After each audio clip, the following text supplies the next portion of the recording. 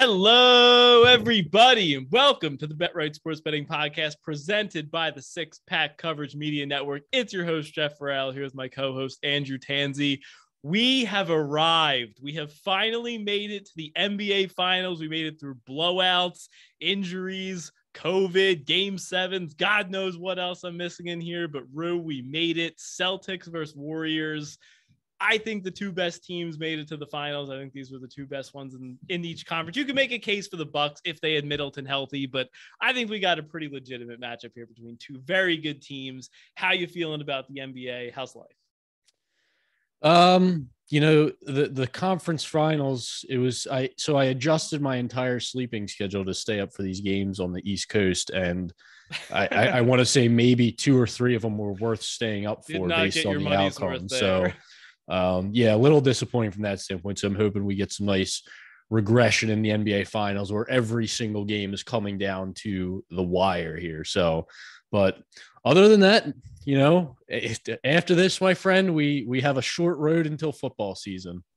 It's all downhill from here until football. Yes. So just so everyone knows, we are recording this on Tuesday night, May 31st. So the conference or the finals are going to start on Thursday, so 2 days from now.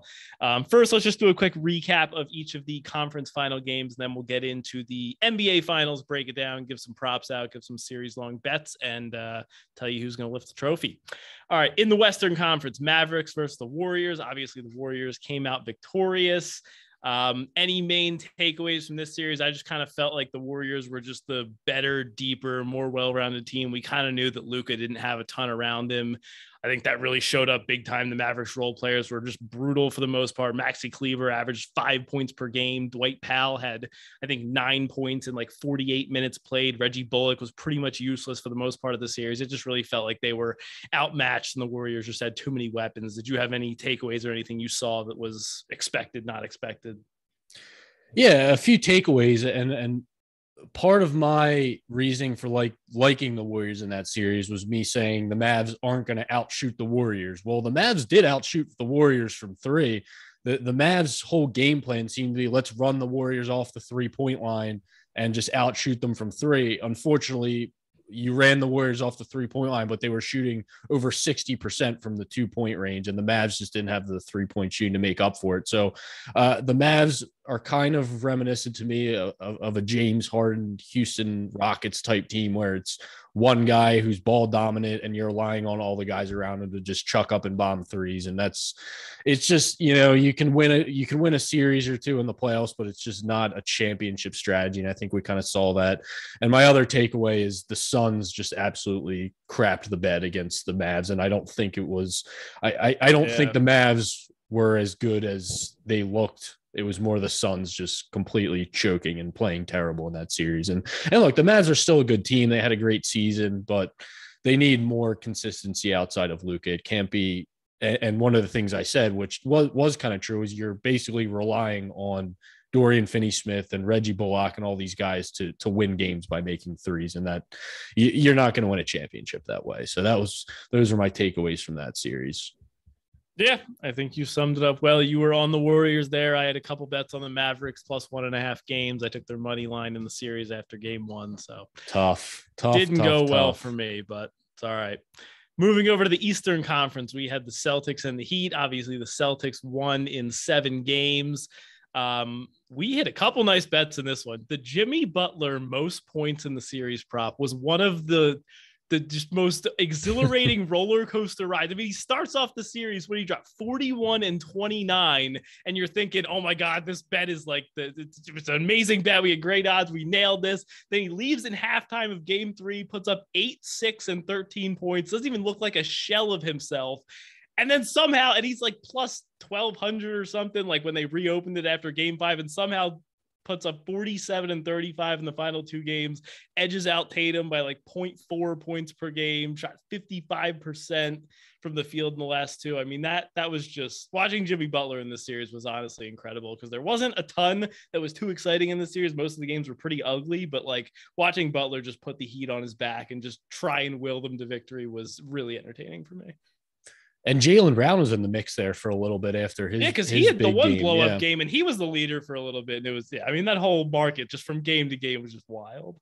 Yeah, and unfortunately, we were both on the Heat from a series standpoint, but we did say the Heat plus 1.5 we thought was a pretty solid bet. But it was just, I don't know, game to game, it was a tough series. I think the Celtics were definitely the better team, but there was just so many injuries and guys playing hurt that it was just kind of a complete crap show of a series. Yeah, by game 5 or 6, I felt like I was just like throwing my hands up in the air. Like, I don't even know how to handicap this anymore. Like, who's going to get injured tonight? Who's going to make a million threes and somehow win by 30? Like, it's game to game, which is wild. But yeah, I think the better team won ultimately, the Celtics. And I think it makes for a more exciting finals. As much as I was in on the Heat these playoffs and I was riding them, I had a bunch of futures bets. It's going to be much more fun to watch Celtics Warriors. Like watching the Heat, even if you have money on them, it's honestly an excruciating experience. The style of basketball they play is not one that anybody wants to see, unfortunately. Yes, bad offense is the style of basketball they play. Yeah, Jimmy Butler, please save us, and then we'll put around him 15 role players who are all playing with injuries and not doing anything on offense. So. Yes. All right. Anything left to say before we dive into Celtics Warriors? No, let's do it. All right. So NBA Finals, Golden State Warriors are going to have home court advantage. They're around minus 155, minus 160, depending on where you're looking. Celtics are around plus 130 for the series. Game 1, Warriors are around minus 3.5, minus 4. The couple days off should help. Obviously, we have some lingering injuries. Marcus Smart and Robert Williams dealing with a couple different things. You have to imagine they're going to be feeling a little bit better after a few days off, although Robert Williams seems to have a new injury like every quarter of every game. So who the heck knows? The Warriors did get some good news about Gary Payton II today. It sounds like he actually has a chance to come back for game 1, and Andre Iguodala may be able to return later in the series, maybe give them some depth on defense, some experience, veteran player out there. So we'll see how the rest kind of impacts some of these injuries. Overall here, what are you looking at? What do you feel like some of the key matchups are going to be? How do you see this one playing out? So I am all over the Warriors. I'll start by saying that. I bet them. So they were at minus 140 on DraftKings. I bet as much as I could on there and then grabbed them at minus 155 on another site. So my average odds are around minus 146 right now for my one. So based on the cap on DraftKings, but so I bet that. I bet Warriors minus 1.5 games in the series at plus 150, and I bet Steph to win MVP. Look, I'll kind of make my case for the Warriors, but I want to say some of the Celtics points people are making for the Celtics to you and see what your thoughts are on it. All right. So the first being the Warriors have had an easy path to the finals. What are your thoughts on that argument for the Boston Celtics? The Warriors haven't really been tested in the playoffs. They've had 3 easy matchups. What would you say to someone arguing that to you? I definitely think it's a valid case. I mean, I do think there is something to be said about the Celtics being a battle-tested team. The Warriors, I really don't feel like they have met a great match in them. I mean, we just kind of said like what the Mavericks have these flaws that kind of doomed them, and the Suns would have been a much better challenger, but they obviously pooped all over themselves and didn't make it there. So like, I think it's a valid argument, but I feel like even if you watch some of the games, like I think you can kind of dispel that. Like, yes, the Celtics are playing harder teams. Like, even if you just look at like that game 7 against Miami, like they're clearly the better team. And they were in a position, like they were up 13 points with like 2 minutes left. And they somehow got down to a Jimmy Butler 3 with 13 seconds left that could have eventually won the Heat the game. Like, I just feel like the way that the Celtics play, like they're making these games so hard. They're on the ropes in every series. They're not really just like taking care of business. I don't know. I feel like, and then you have like the experience factor. Like obviously the Warriors have been to the finals a number of times. They have so much experience. Celtics have never been there. So like, I do think there's something to that argument, but I think you can also dispel it and say, like if you just watch how the Warriors have been playing there, I think they're a more talented team and a more well-rounded team compared to a team like the Celtics. Yeah. So I would flip it around and say, let's look at the Celtics path to the finals. So you played the Brooklyn Nets. Anyone who thinks the Brooklyn Nets are a good basketball team, you can take that opinion and throw it in the trash. They have They're a good team. They have 2 good players on their team. Okay, but for a round 1 opponent, that was a tough matchup. It was a tough matchup I agree. It was a tough. You can't tell me it's not harder than playing the Nuggets, who have one guy and a bunch of losers. And sweeping them was impressive. So okay, fine, we give them that series. Yes. Next series versus the Bucks. Is there a word for an opinion that is also a fact? Is there a word for that? No, because whatever. Anyway, is that just a fact? My opinion on the series, I have an opinion, but it's also a fact. They were a Chris Middleton injury away from not even being here. The Bucks win that series. To even go to 7 games with that Bucks team, I'm sorry, it's ridiculous. They should have won that series in 5 or 6 games. It was Giannis and a bunch of scrubs, basically. Drew Holiday played like crap on the offensive end. There's no reason they should have gone to 7 games in that series. Then we have the Heat series against I don't even know what I watched in that from the Miami Heat in that series. All you had to do was stop Jimmy Butler and you probably sweep that team, and they couldn't do it. You're playing with the corpse of Kyle Lowry out there, Bam Adebayo, who apparently Kyle Lowry's actively hurting the Heat, like giving the other team the ball, and just like the worst player on the court. Yeah, no Tyler Hero for a good portion of the series.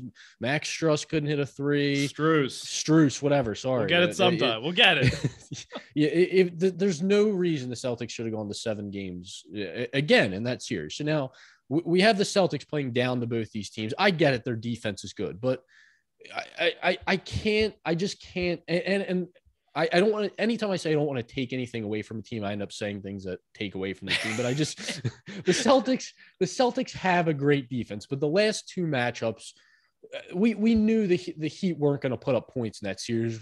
We both thought the Heat had a chance at winning because it was going to be a dogfight type of series, and we were betting on the Heat defense. So we expected the Celtics defense to perform like it did in that series. Against Milwaukee, they performed well too. But again, when you're missing a guy like Chris Middleton, people want to shrug that off because it's not Giannis. That is a huge deal to that team on both sides of the court. And I think we kind of touched on it in our last episode. But I don't want to say the Celtics defense is overrated because it is the top defense in the league. I'm not going to dispute that. But I just think the Warriors had an easy path to the finals. They had an easy path to the finals, but they took care of business. The Celtics are now for the most part. I didn't love what I saw in the Grizzlies series. The last series, I agree, they really put their foot down and took care of business. Against the Grizzlies, I feel like there were some games where they were just kind of going out there, going through the motions. But I agree for the most part. Yeah, but you now have a Celtics team that has, they've had their fair share of injuries in the playoffs too. Like you said, Robert Williams has a reoccurring knee injury. Marcus Smart's been banged up. We saw Tatum get banged up a little bit, although Tatum only seems to be banged up when he's having a bad game and then he's faking his injuries. Yeah, he's like dead on the court and then you turn around and he's like hitting a 3. You're like, okay, I guess he's fine. All right. But I just think the whole Warriors easy path to the finals thing, I don't buy that as an argument. And then the other main argument is the Celtics defense, which again, I don't want to dispute, but the Warriors themselves, they were number 2 in the regular season in defensive rating. They haven't been as great in the playoffs, but you mentioned Gary Payton and Andre Iguodala. Guys like that are important defensively to this team. Andre Iguodala, 50 years old, he still plays good defense. That's really the one thing he does, and he can facilitate a little on offense. But getting a guy like Gary Payton back in the series where the Celtics really only have 2 guys they can rely on offensively, which is to me kind of an issue for the Celtics in the series. We know Tatum's prone to a bad game here and there where he's going to score 10 to 15 points. And then it's Jaylen Brown. You got to win at this game for us, where the Warriors, they just won a game where Steph scored 15 points because we've seen Andrew Wiggins step up in the playoffs. We've seen Jordan Poole step up. We've seen Clay step up in a few games. So to me, there's a lot of advantages from that perspective in the Warriors' favor, from a depth and more guys scoring. You're not getting 30 points from Al Horford again. You can't rely on Grant Williams to hit 8 threes and Marcus Smart to get hot from 3. It's not sustainable to win games, in my opinion. The one thing I think that you said in our last podcast, what I thought was a really good point, I think it's prevalent here again when we were talking about the Celtics defense here, is just the style of basketball that the Warriors play and how different it is to pretty much every other team in the league. I mean, I can't imagine you're preparing against the Miami Heat offense for 7 games. Now you have to go up against this Warriors team. I mean, the amount of motion and screens and Steph sprinting around the court at 100 miles an hour, every possession nonstop. Like it's so different. So I think that like, I could definitely see it even taking a game or two for like, yes, the Celtics have an awesome defense, but like just adjusting to the tempo and the motion and all the stuff that goes on in the Warriors offense, I think could give the Celtics some problems in the first few games. That's part of the reason why I like the Warriors early in the series. And I do think I agree with you. I'm also going to be on the Warriors to win it, but I think that they can kind of neutralize some of the Celtics defense right off the top, just because of the brand of basketball that they play. And it's so much different than a team like the Heat that they've been going up against for 7 straight games.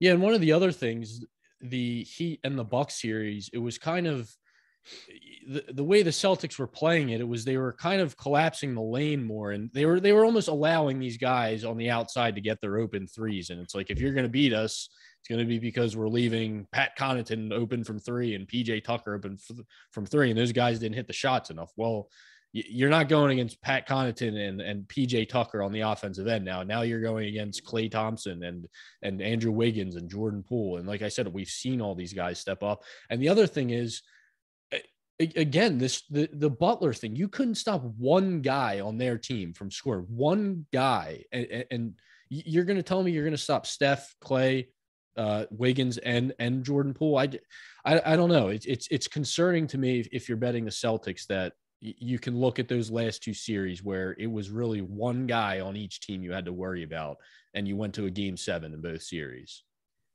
Yeah, it's a fair point.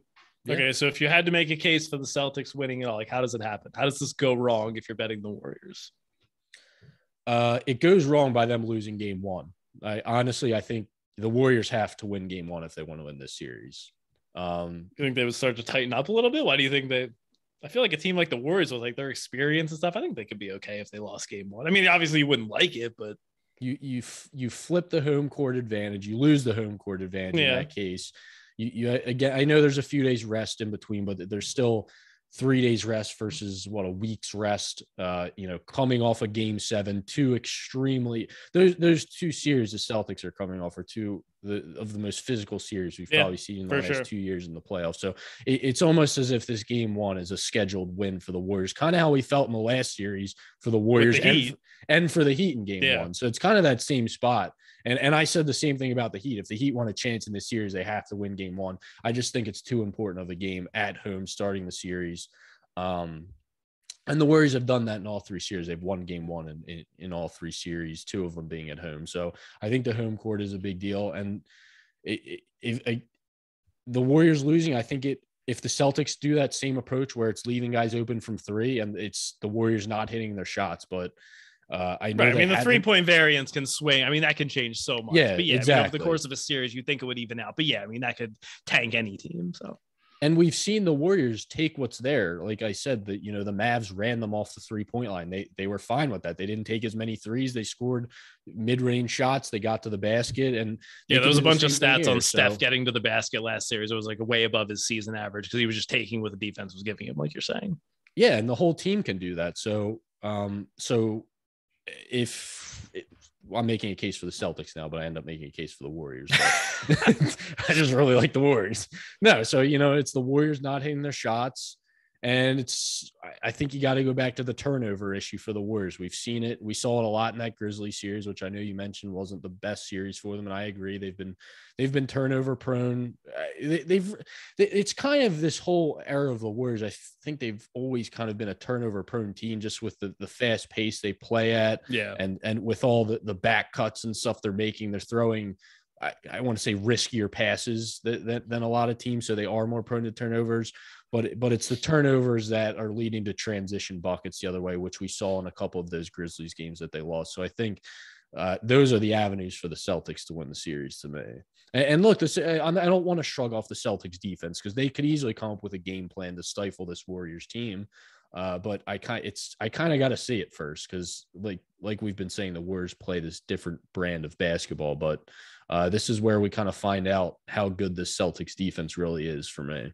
Yeah, this will definitely be the ultimate test. Okay, so you're listening to this podcast. You want to bet the Celtics to win the series. God bless. You want to bet the Warriors to win the series. Let me talk about a few different markets that we have available, kind of different derivatives and avenues you could go to play this. So if you want to just bet the Warriors money line to win the title right now, you're about minus 150.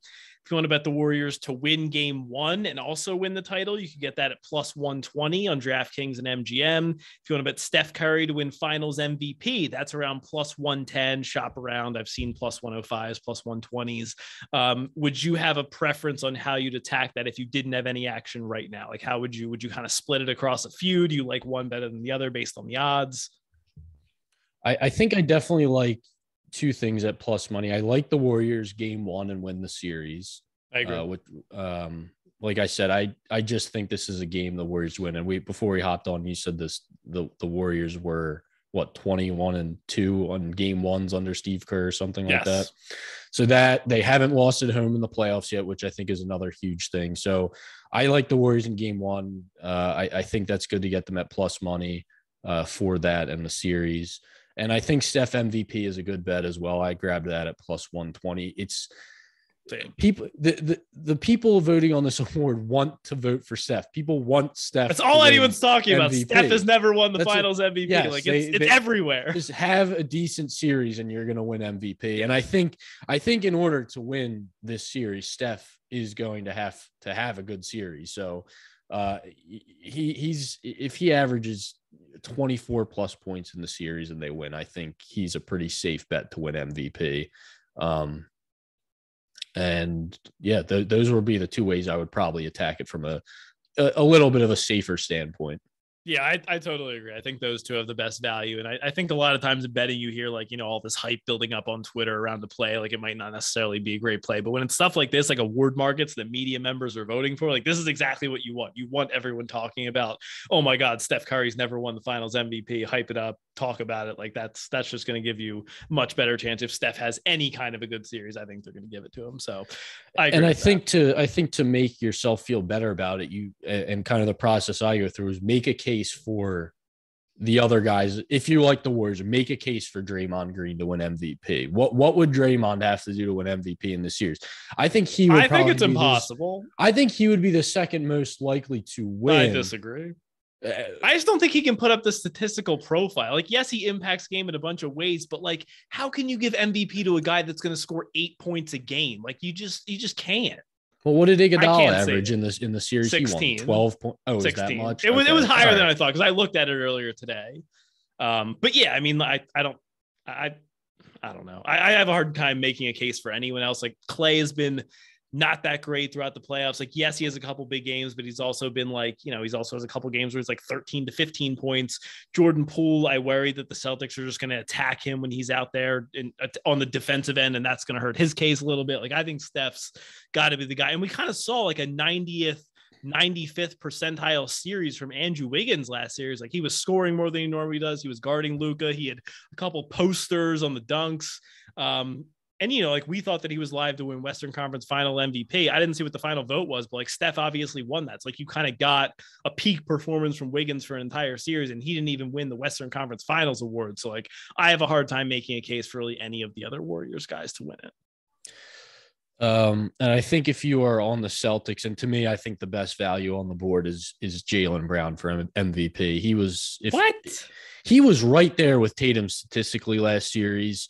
The Warriors could easily key in on Tatum. Tatum got like 11 of 13 votes for Eastern Conference Finals MVP, and the other two went to Jimmy Butler. Yeah, but you look at this. What were the final stats? You have the final stats? I can't imagine. I think Tatum had like one more point per game. Yeah, one more point per game. All it takes is so Jaylen Brown had 24, 24, 40, 12, 25, 20, 24. So you take out a 12-point game where he shot 5 for 20, replace that with one more 25-point game. He matches Tatum usually around in rebounds. I think there's an avenue for it. All it takes is two Tatum games like we know he's capable of. Like he had a 10-point game against Miami. Another 10-point game against Brooklyn, I believe. Yeah, so I think there's an avenue for Jaylen Brown. And at 11-1 odds on FanDuel right now, I think it's worth a flyer if you're on the Celtics. He had a 10-point game against Milwaukee, and he had a 19 against Brooklyn. So I would go Tatum if I was on the Celtics, but that's just me. Well, yeah, you can definitely go Tatum, but he's plus 175. I was just talking from a strict, longer shot, and I think there's value on it at 11-1. Okay, fair enough. Do you want to dive into anything left to say on like the overall series? You want to dive into like points leader, rebounds, assists, any of that stuff? One more thought on the series. Okay. I'm trying to look. Did you look at the series correct win order bets. Did you happen to glance at them? I looked at them and I read through the first two and I was like, Jeff, what are you doing here? Just keep moving. This is not the bet you would have placed. So I didn't go in depth on them. Do you have one that you like? I don't know if I'm going to bet it, but the two I like, I do like Golden State to win the first two in Golden State. They haven't lost at home in the playoffs, like I said. So I kind of like that to continue. And I think they can steal one in Boston, which gives you 3, come back home. So somewhere of Golden State game 1, Golden State game 2, and then you go Boston game 3, and then Golden State 4 and 5 is 14-1. I don't love the odds on it. I feel like if I'm correctly predicting 5 games straight, I need better than 14-1 odds, which is why I haven't bet it yet. And the other one was for Golden State in 6. So Golden State State in 6 on DraftKings right now. Just the series correct store. Golden State to win 4-2 is plus 550. Okay, so Golden State game 1, Golden State game 2, Boston game 3, Golden State 4, Boston 5, and Golden State 6 is 44-1. So that's a little bit more enticing. But you're predicting 6 better games odds. in a row. So then you also have Celtics winning on the road, Warriors winning on the road to close it out. There's a lot going on there. Yeah, and that's the one thing that I was a little actually hesitant to bet Warriors minus 1.5 because we saw it in both was it in the Grizzlies series too? I know in the Denver series and the Dallas series. Let's see. Yeah, so closeout games on the road. They lost at Dallas. They lost at Memphis, and they lost at Denver. So it's a little scary taking the minus 1.5, knowing that there's a potential closeout game in Game 6 in Boston. So I could see it going 7. I don't love the minus 1.5. But I think there's a possibility it could end in 5, which is why I took the minus 1.5. Okay. I feel like I'd rather just bet it to end, and I feel like I'd almost rather just take minus 2.5 at like plus 400. It wasn't even that high. They either close it out in 5 or they. I looked at that. It was it's only plus 290 for Warriors minus 2.5. Better. So, yeah. All right.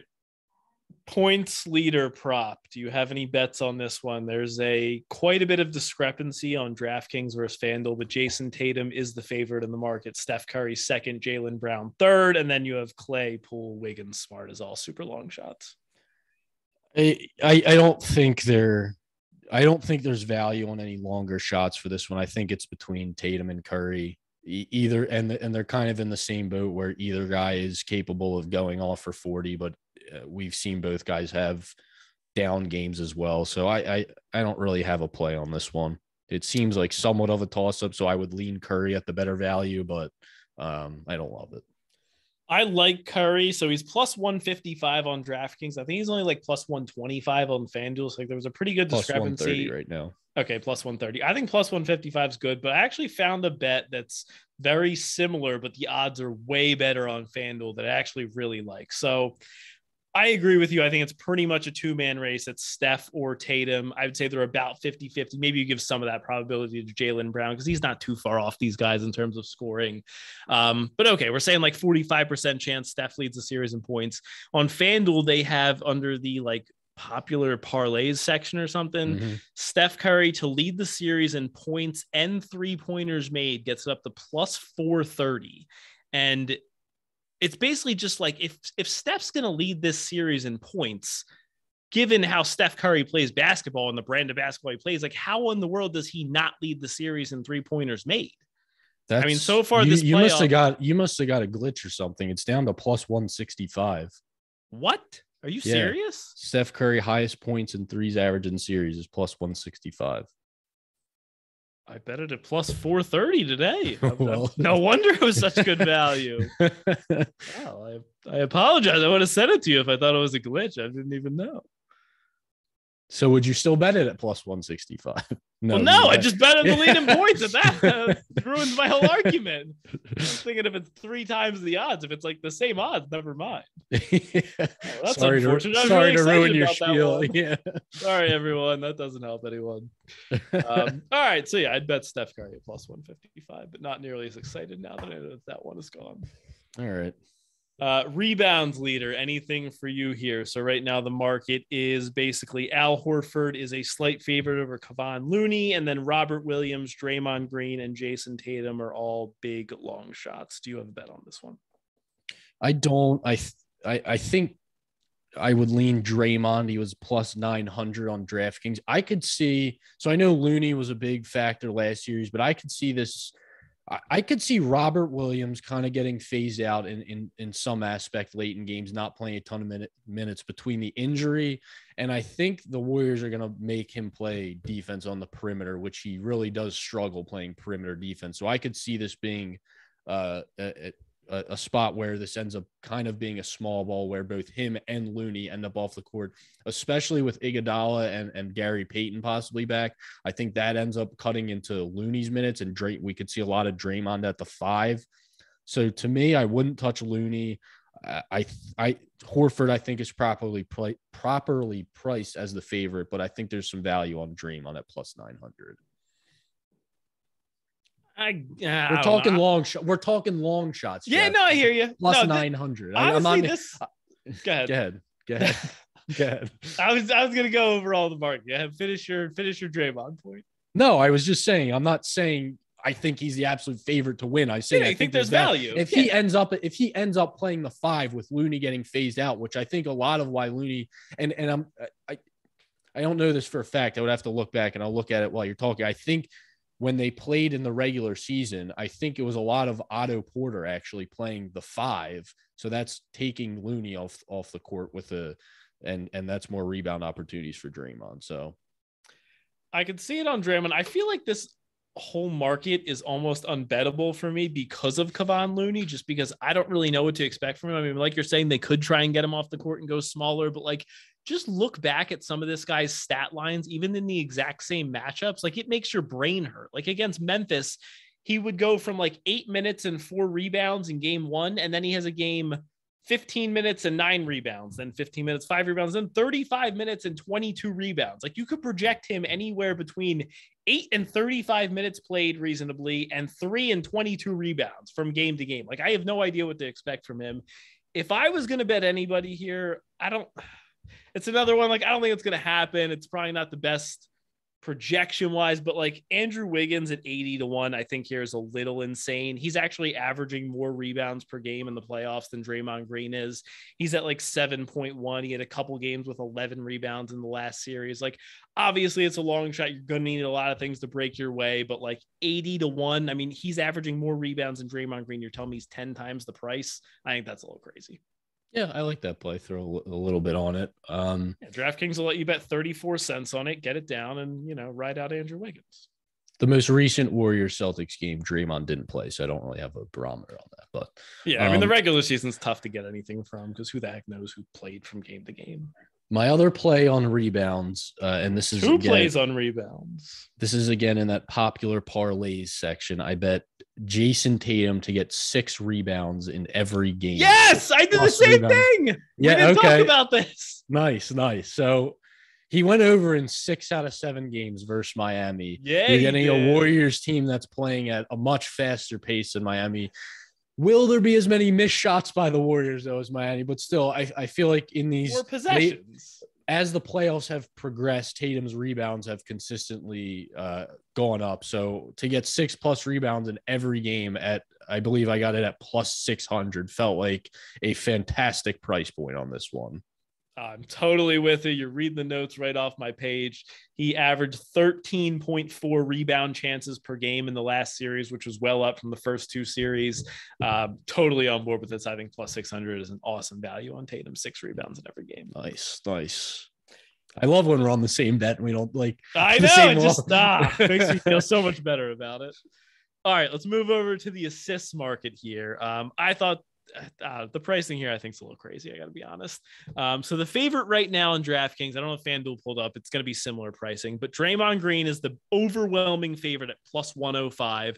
Then you have Steph Curry plus 300, Marcus Smart plus 300, Tatum's plus 425. Those are about all the guys that can win. You have Poole, White, Horford, whatever is long shots. To me, when I look at this market, I honestly try and just create a bet as in basically not Draymond Green to lead the series in assists. I think him being plus 105 is absolutely insane.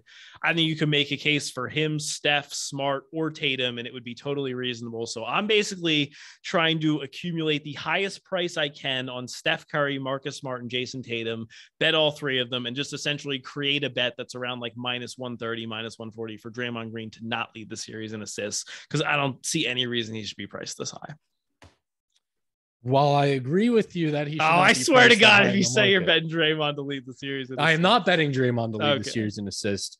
And the reason is he's not having big, like I want a guy, if I'm betting him to lead the series, I want a guy that can have a big spike. Like I need like a 12 assist game, and he hasn't had that. He's been consistently in the same range, which is why I bet Draymond to get 5+ assists in every game in the series at plus 500. He has had 5 assists in every single playoff game except the game against the Grizzlies where he got ejected, and a blowout game against the Mavericks where he only played 29 minutes. Other than that, he's had 5 assists in every game, and he's consistently in that 5 to 8 range. So if this series is closely contested and he's playing, 38 plus minutes a game, I think that's very attainable at plus 500 for the series for a guy who's done it in every game except 2, one of which being a game where he got ejected. I don't mind that. You can make some good points.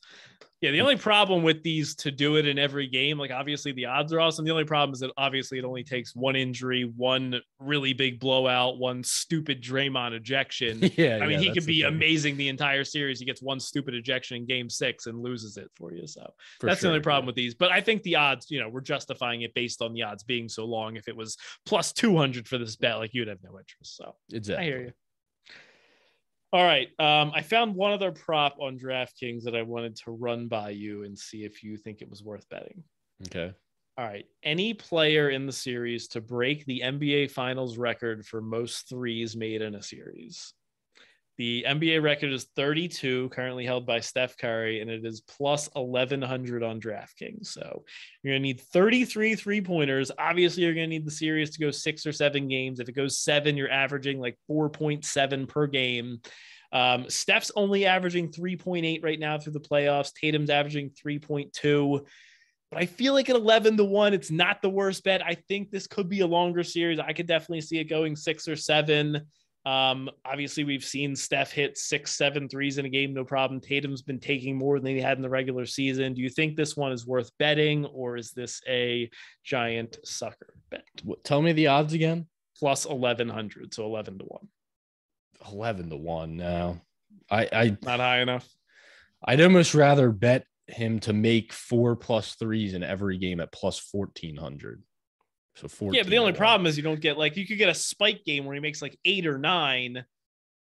Yeah. You don't really get anything for that if you need him to hit 4 in every game.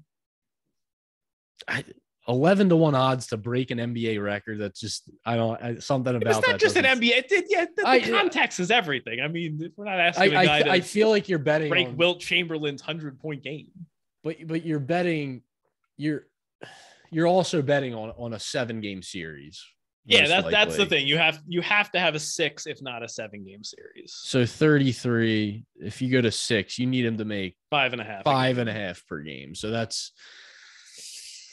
you're talking. You're going to need an 8 to 10 3-point game. I don't know. I don't love 4s in there. You could see it. It could happen. The odds aren't there for me.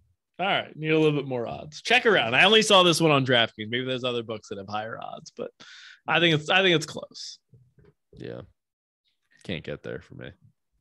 All right. I think that's pretty much all I had written down for all these exotic markets. Did you have anything else that we did not touch on? I don't think so. All right. Everyone out there, enjoy the NBA Finals. couple weeks, and then football season will be rapidly approaching. So stay tuned for us.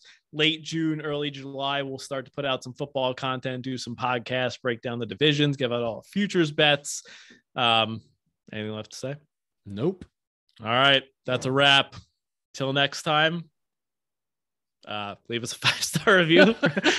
forgot where I was here. Good. Leave us a 5-star review before we see you next time. Smash the like button on YouTube. The link to the YouTube video will be in the description of this podcast. And we are the Bet Right Sports Betting Podcast, because every time you bet with us, you bet right.